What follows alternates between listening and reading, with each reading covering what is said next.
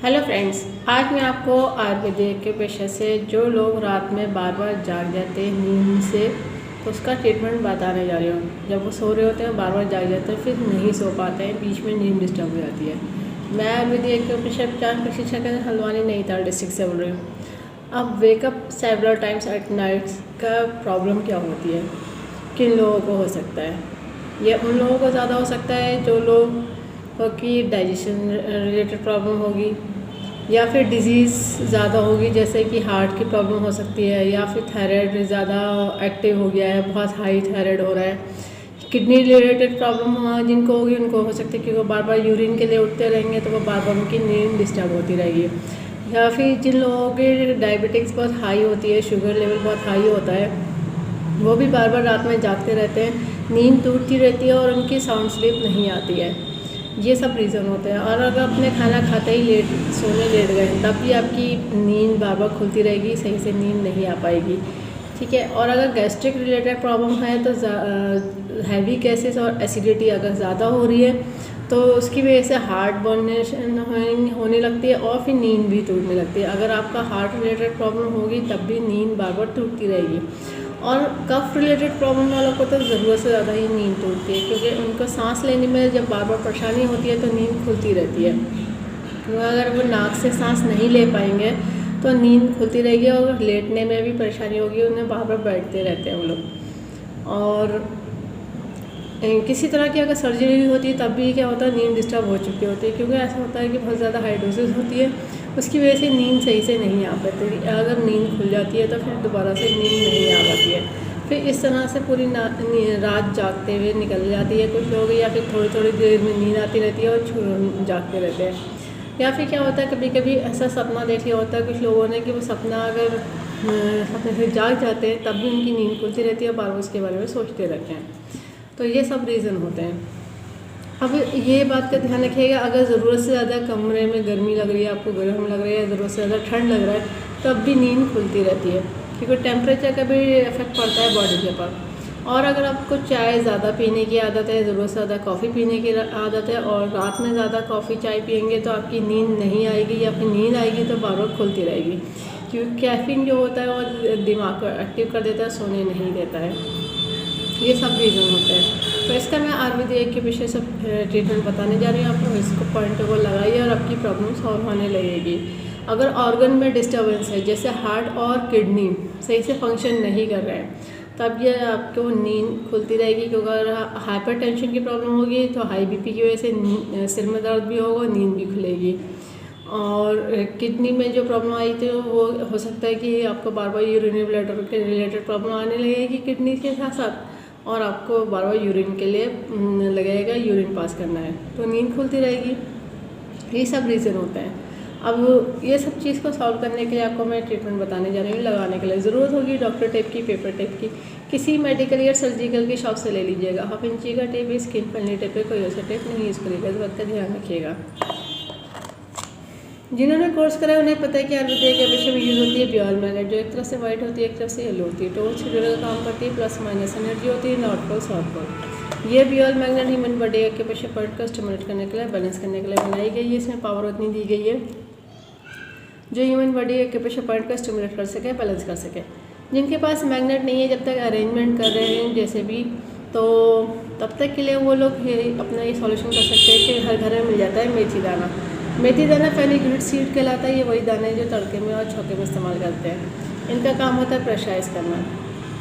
ये पॉइंट पे लगाए जाते हैं प्रेशराइज के लिए। और फ़र्क इतना होता है कि डेली मेथी दाने को नया लगाना होता है, और अगर दिन में लगा रखा है, दिन 2-3 बार में गीला हो गया है तो ख़राब हो जाता है, उसको हटा दीजिए, फिर नया मेथी दाना लगा लीजिए।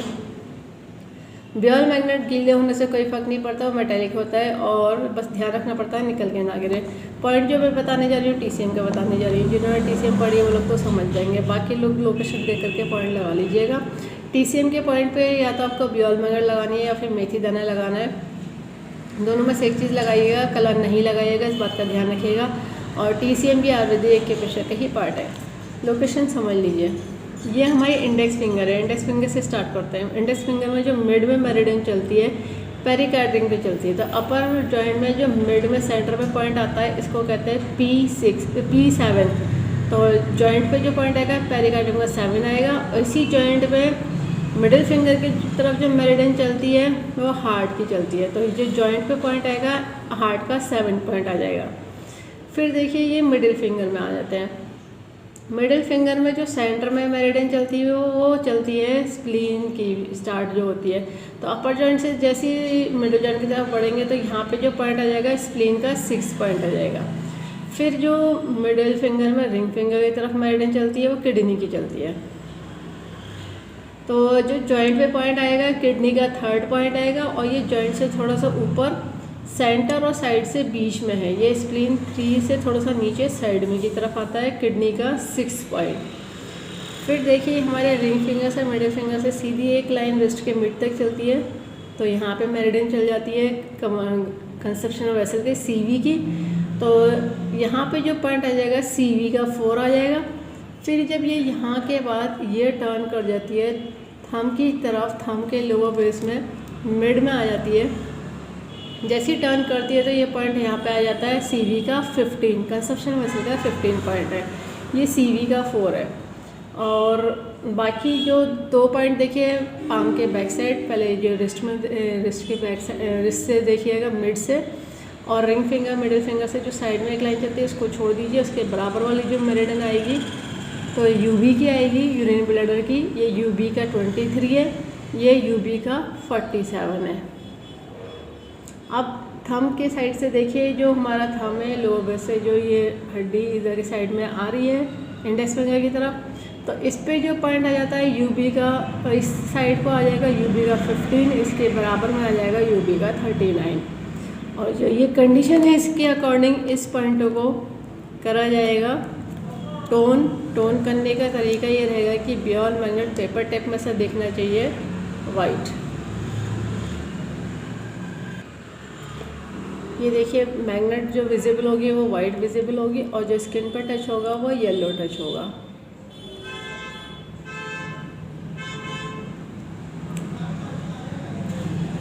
ये देखिए ये टोन करके दिखा दिया है, वाइट विजिबल हो रहा है। अब देखिए इस आपने कलर नहीं लगाया, मार्क नहीं करा, मैं इस आपने आपको मेथी दाना अप्लाई करके दिखा दे रही हूँ। जिनके पास बियॉल मैग्नेट है वो दोनों हाथों में बियॉल मैग्नेट लगा लीजिए, जिनके पास बियॉल मैग्नेट नहीं है वो दोनों हाथों में मेथी दाना लगा लीजिए। मेथी दाना जब पहली बार लगाते हैं तो इस तरह से एक एक पॉइंट को 5 बार प्रेशराइज करके छोड़ दीजिएगा। जब भी टाइम मिले एक एक पॉइंट को मेथी दाने वाले को प्रेशराइज करा जाता है। 10 से 12 घंटे लगा कर रखिए, डेली लगाइए जब तक कि आपकी प्रॉब्लम सॉल्व ना हो जाए।